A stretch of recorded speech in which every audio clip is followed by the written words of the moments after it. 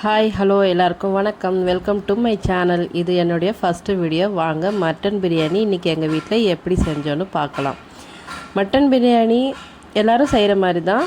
நான் கொஞ்சம் டிஃப்ரெண்ட்டாக செய்வேன். எப்படின்னா மட்டன் வந்து தனியாக வேக வச்சுருவேன். வெங்காயம், தக்காளி, இஞ்சி, பூண்டு அது என்னென்ன போடுறோமோ அதெல்லாம் போட்டு தாளிச்சிட்டு அரிசி தனியாக ஊற வச்சுருக்கேன். இதுக்கு வந்து சைடிஷ் வந்து கத்திரிக்காய் பச்சடி, தயிர் பச்சடி செஞ்சுருக்கேன். அந்த வெங்காயம் தக்காளி தொக்குலையே வந்துட்டு அந்த கறி வெந்த உடனே கறியை போட்டுட்டு அந்த கறியில் இருக்க தண்ணியும் இன்னும் கொஞ்சம் தண்ணியும் போட்டு நான் வந்து தம் பிரியாணி செஞ்சுருக்கேன். இப்போ அரிசி வந்து தண்ணியில் போட்டாச்சு.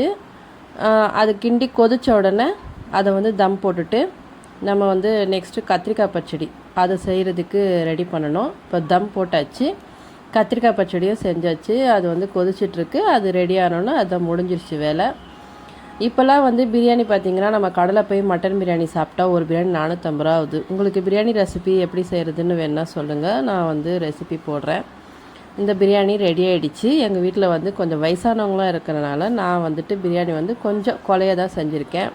ஏன்னா கொஞ்சம் பயிராக இருந்தால் அவங்களுக்கு செட் ஆகாது. வாங்க, சுட சுட மட்டன் பிரியாணி ரெடி ஆகிடுச்சு, சாப்பிடலாம். நான் வந்து கலர்லாம் போட மாட்டேன் பிரியாணியில்.